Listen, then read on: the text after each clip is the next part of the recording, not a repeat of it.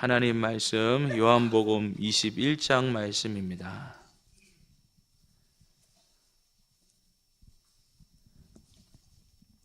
요한복음 21장 말씀입니다.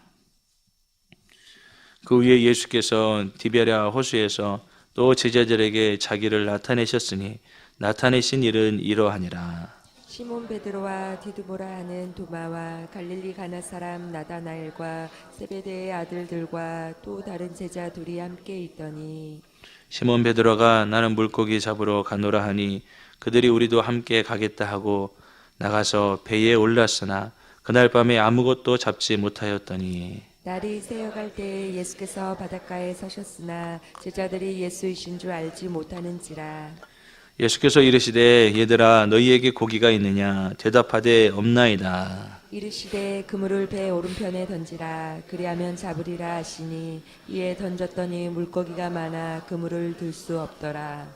예수께서 사랑하시는 그 제자가 베드로에게 이르되 주님이시라 하니 시몬 베드로가 벗고 있다가 주님이라 하는 말을 듣고 겉옷을 두른 후에 바다로 뛰어내리더라. 다른 제자들은 육지에서 거리가 불과 한 5로 작은 배를 타고 물고기 든 그물을 끌고 와서 육지에 올라보니 숯불이 있는데 그 위에 생선이 놓였고 떡도 있더라. 예수께서 이르시되 지금 잡은 생선을 좀 가져오라 하시니 시몬 베드로가 올라가서 그물을 육지에 끌어올리니 가득히 찬 큰 물고기가 153마리라 이같이 많으나 그물이 찢어지지 아니하였더라. 예수께서 이르시되 와서 조반을 먹으라 하시니 제자들이 주님이신 줄 아는 고로 당신이 누구냐 감히 묻는 자가 없더라.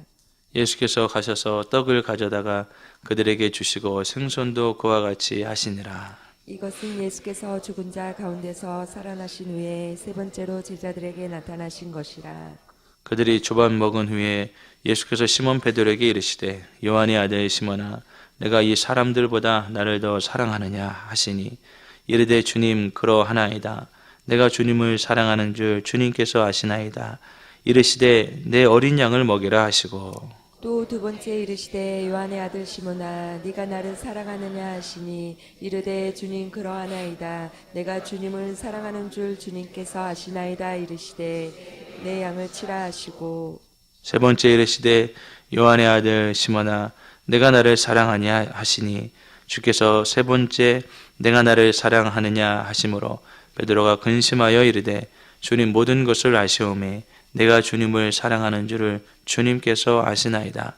예수께서 이르시되 내 양을 먹이라. 내가 진실로 진실로 내게 이르노니 네가 젊어서는 스스로 띠띠고 원하는 곳으로 다녔거니와 늙어서는 내 팔을 벌리리니 남이 네게 띠띠우고 원하지 아니하는 곳으로 데려가리라. 이 말씀을 하심은 베드로가 어떠한 죽음으로 하나님께 영광을 돌릴 것을 가리키심이로라. 이 말씀을 하시고 베드로에게 이르시되 나를 따르라 하시니 베드로가 돌이켜 예수께서 사랑하시는 그 제자가 따르는 것을 보니 그는 만찬석에서 예수의 품에 의지하여 주님 주님을 파는 자가 누구오니이까 묻던 자더라. 이에 베드로가 그를 보고 예수께 여짜오되 주님 이 사람은 어떻게 되겠사옵나이까. 예수께서 이르시되 내가 올 때까지 그를 머물게 하고자 할지라도 네게 무슨 상관이냐 너는 나를 따르라 하시더라. 이 말씀이 형제들에게 나가서 그 제자는 죽지 아니하겠다 하였으나 예수의 말씀은 그가 죽지 않겠다 하신 것이 아니라 내가 올 때까지 그를 머물게 하고자 할지라도 내게 무슨 상관이냐 하신 것이로라. 이 일들을 증언하고 이 일들을 기록한 제자가 이 사람이라. 우리는 그의 증언이 참된 줄 아노라. 예수께서 행하신 일이 이 외에도 많으니 만일 낱낱이 기록된다면 이 세상이라도 이 기록된 책을 두기에 부족할 줄 아노라. 아멘. 아멘. 이 새벽도 하나님의 은혜와 복이 우리 성도님들에게 가득히 임하기를 주님의 이름으로 축복합니다. 뉴스를 보니까 제주도 공항에 난리가 났더라고요. 며칠 새 거기에 눈이 많이 와서 비행기가 뜨지 못해서 많은 사람들이 공항에서 이 노숙을 하는 장면을 우리가 보게 되어지는데 내일 무사히 담임 목사님 모실 수 있도록 기도해 주시기 바랍니다. 이 새벽 기도하는 게 여간 어려운 일이 아니에요. 예. 목사님은 딱 오셔서 한 번 딱 성경 읽으시고 바로 설교를 하셔도 능력이 나타나잖아요. 예. 근데 저는 1시간을 봐도 끙끙거리면서 설교를 합니다. 내일 우리 목사님 꼭 반드시 오실 수 있도록 할렐루야. 예. 새벽에 우리가 참 많이 은혜를 받는데 또 사도행전이 시작이 되잖아요. 네. 그래서 좀 기대가 되어집니다. 이 목사님이 말씀하시는 그 말씀이 우리 성도들에게 교회에 구석구석 그 영향이 미치고 그 흐름으로 교회가 가는 것 같아요.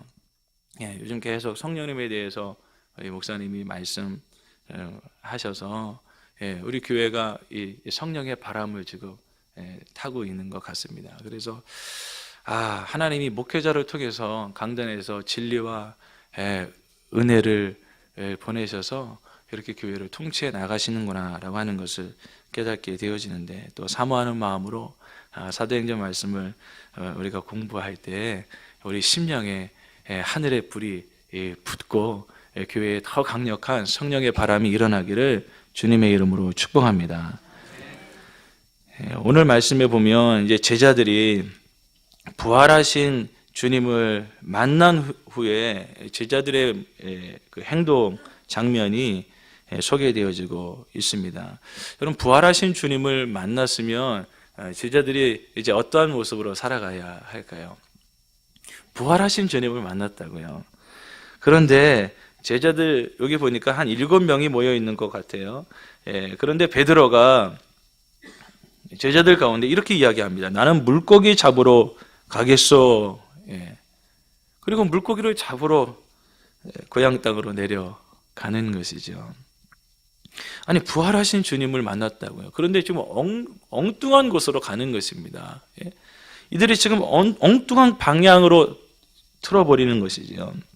아니, 주님을 만났으면 물론 주님이 계속 계시지 않으시니까 마음이 답답할 수 있겠죠.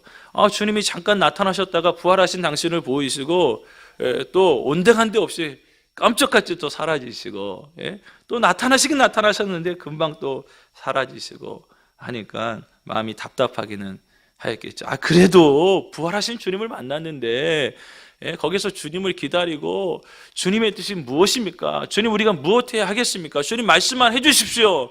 그러면 우리가 순종하면서 나가겠습니다. 이렇게 반응하였을 터인데 나는 물고기 잡으러 가겠다, 이렇게 이야기합니다. 왜요? 사는 게 현실이니까요. 먹고 살아야 하니까요. 부활하신 주님을 만났는데 또 먹고 사는 문제가 앞에 놓여져 있는 것입니다. 사랑하는 성도님들, 저와 여러분들은 어떻습니까? 우리가 주님을 만난 사람들이요, 우리가 은혜를 받았다고요, 하나님의 말씀도 경험하였다고요, 그리고 나름대로 순종도 해보려고 그렇게 우리가 신앙생활을 한 건 아닙니까? 그런데 우리는 주님 앞에 주님을 향한 이 삶을 제대로 걸어가고 있는 것입니까? 우리의 방향은 제대로 되어진 것입니까? 우리도 은혜는 받기는 받았는데 먹고 사는 문제 때문에 주님, 여기서 은혜는 받았지만 사는 게 현실입니다. 주님, 나도 살아야 하겠습니다.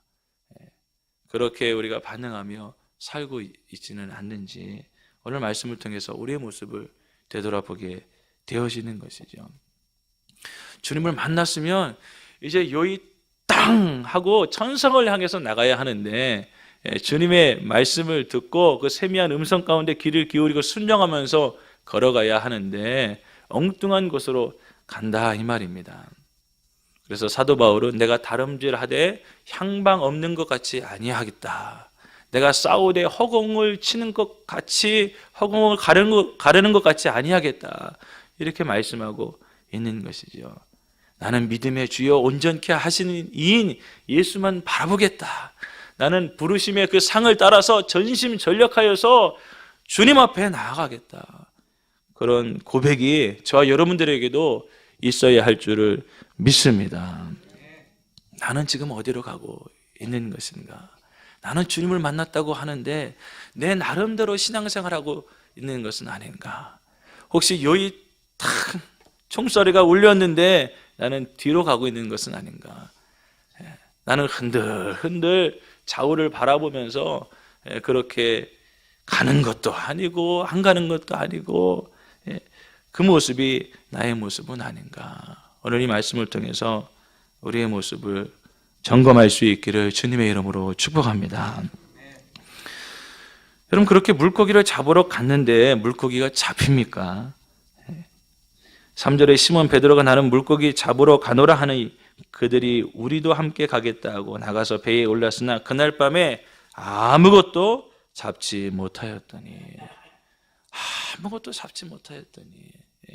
나는 물고기 잡으러 가겠어. 그런데 물고기가 잡히냔 말이에요. 여러분, 혹시 우리의 삶에 아무것도 잡히지 않는 그런 삶이 되어진다고 하면 나는 주님과 같은 방향, 주님이 원하시는 방향으로 가고 있는가, 이것을 우리가 점검해 봐야 하는 것이죠. 아니, 주님과 다른 방향으로 가면서 주님 왜 안 도와주세요? 왜 축복해 주지 않으세요? 왜 고기가 안 잡힙니까? 주님 그렇게 하실 수 있으십니까? 그렇게 원망하는 것이 말이 되느냐 이 말이에요. 당연히 안 잡히죠. 주님이 지키시지 아니하시면 성을 지키는 자의 수고가 헛되다, 이렇게 말씀하시는 것입니다.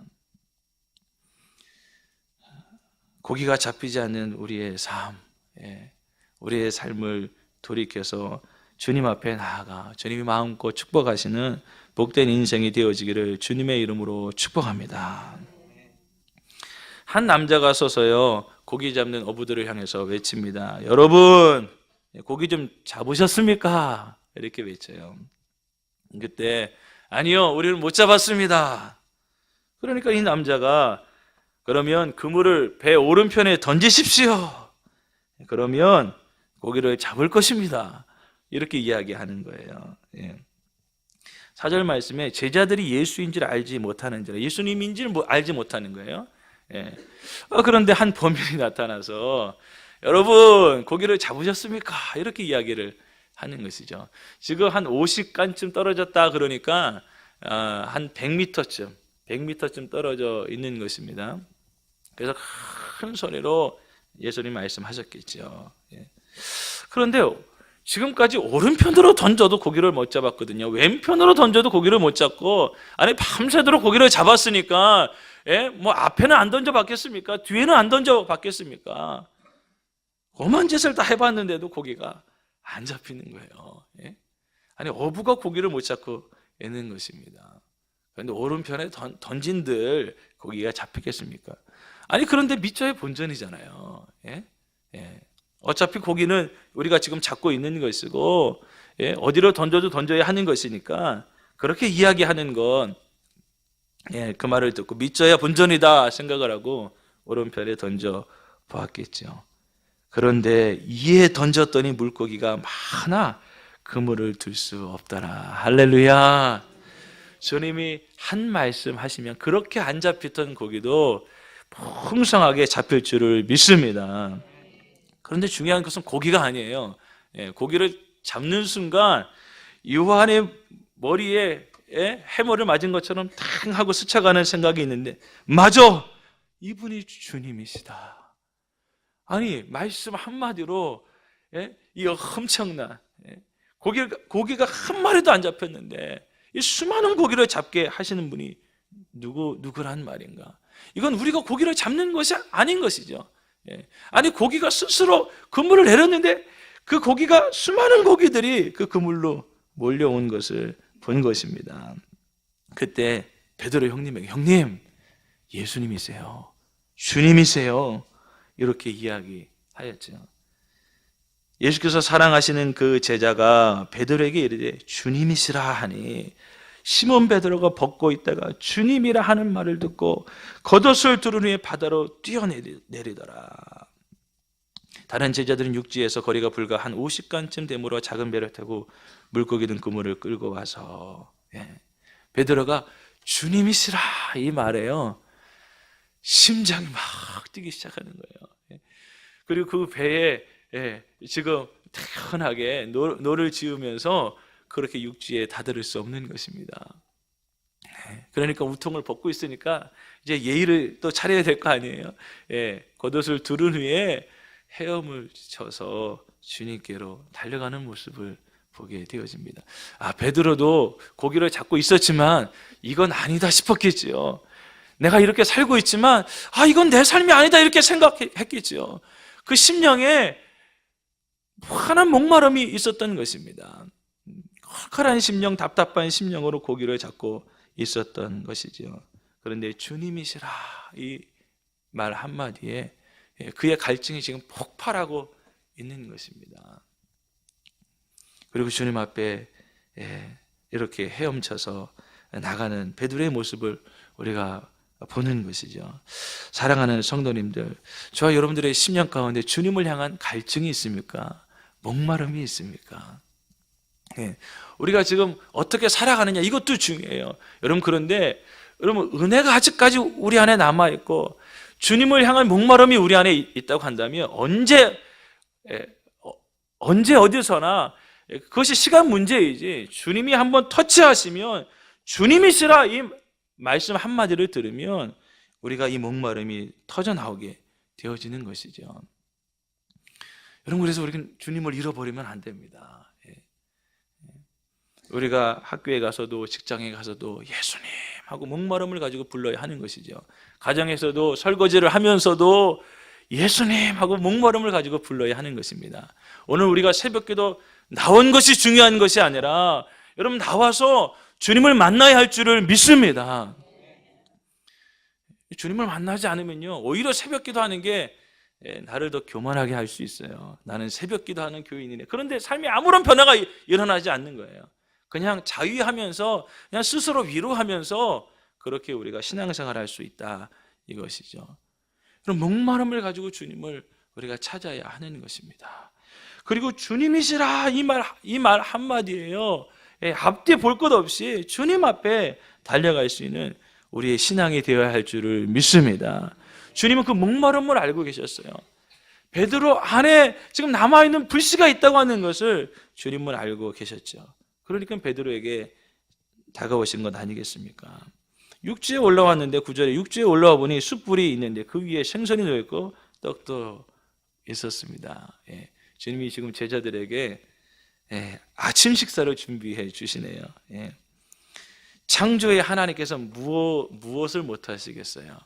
숯불을 다 피워놓고 제자들 와서 조발을 먹어라 이렇게 말씀하시려고 지금 생선도 놓여져 있고 떡도 있어서 그것을 제자들에게 주시는 것을 보게 되어집니다. 자, 그리고 나서 시몬 베드로에게 예수님이 물으시죠. 요한의 아들 시몬아, 이 사람들보다 또는 이것들보다 네가 지금 고기를 잡으러 왔는데 153마리 이 고기들보다 네 삶보다 생명보다 가정보다 그 무엇보다 나를 더 사랑하느냐, 이렇게 주님이 물으시는 것을 보게 되어집니다. 지금 배신자에게 지금 사랑을 요구하고 계시는 것이에요. 우리 같으면 한번 물어볼 것 같아요. 한번. 아니, 그때 뭔 정신으로 나를 3번씩이나 부인하셨어? 아니, 부인을 했다 치더라도 아니, 어떻게 나를 저주까지 할 수 있어?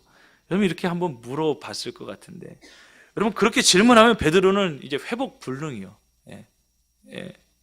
안 그래도 지금 나는 죄인입니다. 나는 배신자입니다. 나는 여기서 끝입니다. 지금 이런 마음으로 있는 베드로에게 만약에 예수님이 그런 질문 한마디 하셨다 그러면 베드로는 일어서지 못하였겠죠. 여러분, 그래서 주님이 너무 참 지혜롭게 사람들과의 관계를 맺으시는 것입니다. 교만한 사람, 자기 죄를 알지 못하는 사람에게는 가서요, 죄를 따끔하게 지적하십니다. 그런데 알고 있는데 못하러 가서 또 그 죄를 들춰내고 정죄한다는 말입니까? 그러니까 주님이 그 허물을 덮으시는 것이죠. 주님이 부드러운 음성으로 다시 베드로를 일으켜 주시는 것이죠. 만약에 요한복음 21장이 없었다고 하면 어떻게 베드로가 초대교회의 기둥과 같은 인물로 쓰임받을 수 있었겠습니까? 근데 배신자에게 주님이 찾아오신 것이죠. 한국교회를 대표하는 한경직 목사님이 계시지 않으십니까? 이 목사님이 가시는 곳마다 나는 죄인입니다. 기독교의 노벨상이라고 불리는 템플상을 받을 때도 나는 신사참배한 목사입니다. 그런데 그 목사님이 한국을 대표하는 목사님이 되셨다고요. 하나님의 은혜, 하나님의 사랑은 이러한 것이죠. 그 무엇으로도 표현할 수 없는 것이죠. 요한의 아들 시몬아, 내가 나를 이 모든 것들보다 사랑하느냐. 그때 시몬 베드로 안에 있는 이 갈증, 목마름이 다시 한번 터져 나오는 것이죠. 네, 주님, 그렇습니다. 내가 주님을 사랑하는 줄 주님은 아시나이다. 여러분, 사실 가룟 유다나 베드로나 별반 차이가 없는 것 같아요. 그런데 주님은 확실히 마음을 보시는 분이세요. 여러분, 똑같이 실패하고 넘어졌지만 주님이 마음을 보세요. 우리가 거룩하고 경건한 것 같지만 내가 내 속을 보니까 너는 살인자다, 너는 간음자다, 이렇게 주님이 말씀하시고요. 또 반대로 우리가 지금 실패하고 넘어졌어도 그 안에 남겨져 있는 하나님의 사랑이요. 여러분, 그런데 가룟 유다 안에는 이 마음이 없었던 거예요. 주님을 향한 그 사랑, 목마름이 없었던 것이죠. 그런데 베드로 안에는 이 마음이 있었던 것입니다. 사랑하는 성도님들, 저와 여러분도 그렇지 않습니까? 우리가 비록 실패하고 넘어지고 하나님의 뜻대로 살지 못하는 삶들이 무수하지만, 그러나 내가 주님을 사랑하는 것만큼은 부인할 수 없는 것 아니겠습니까? 나는 주님을 떠나서 살 수 없는 인생입니다. 주님이 나를 목회자로 불러주셨는데 무엇을 하면서 살면 내가 행복할 수 있을까요? 나는 그렇게 살 수 없는 인생이에요. 나는 하나님을 사랑하지 않고는 살 수 없는 인생이에요. 그 마음을 주님이 아시고 베드로에게 오셔서 그 사랑을 지금 끄집어내고 계시는 것이죠. 네, 주님, 내가 주님을 사랑하는 줄 주님은 아시나이다. 세 번째 물어보니까 주님 모든 것을 아시오매. 주님 내 마음, 내 미래, 내 숨은 동기들 다 알고 계시지 않습니까? 그런데 내가 지금 이렇게 실패하고 좌절한 인생이 되었을지라도 내가 주님을 사랑하는 이 진실만큼은 또한 부인할 수 없습니다. 내가 주님을 사랑하는 줄 주님은 아시나이다. 사랑하는 성도님들, 오늘 이 새벽에 주님과 여러분과의 이런 친밀한, 이런 긴밀한, 이런 은밀한 대화가 오고 가기를 주님의 이름으로 축복합니다. 예수님과 베드로가 이런 고백을 한 것이 우리한테 뭐가 그렇게 중요합니까? 내가 주님과 이 사랑의 고백을 나눠야 하는 것 아닙니까? 주 예수보다 더 귀한 것은 없네. 예수 밖에는 없네. 예수 밖에는 없습니다. 주님 밖에는 없습니다. 여러분, 그렇게 주님 앞에 고백할 때 또 주님은 베드로에게 내 양을 먹여라, 내 어린 양을 치라, 내 양을 먹이라, 이렇게 사명을 주시고 그 사명을 회복시켜 주시는 것이죠. 그래서 19절 말씀에 나를 따르라 이렇게 말씀하시는 거예요. 지금 주님이 첫사랑을 회복시켜 주고 계시는 것입니다. 처음 주님을 만났을 때도 베드로는 이렇게 주님을 만났어요. 고개를 밤새도록 잡았는데 못 잡았거든요. 그런데 깊은 데로 가서 그물을 던지라, 그때 고기를 잡은 것입니다. 그리고 너는 나를 따르라, 그 말씀 한마디에 순종해서 주님을 따라갔거든요. 지금 첫사랑을 회복하고 계시는 것이죠. 여러분, 우리가 주님을 처음 만났을 때 주님이 주셨던 음성이 있어요. 주님이 주셨던 감동이 있다고요. 그래서 주님, 나에게 건강만 주시면, 밥 3끼만 먹여주시면 난 다른 거 다 필요 없습니다. 나는 주님을 위해서 살겠습니다. 나는 주님 한 분으로 만족합니다. 여러분, 그렇게 주님 앞에 고백하였던 첫사랑이 있다고요. 근데 그 첫사랑을 주님 다시 한번 회복시켜 주시는 것이죠.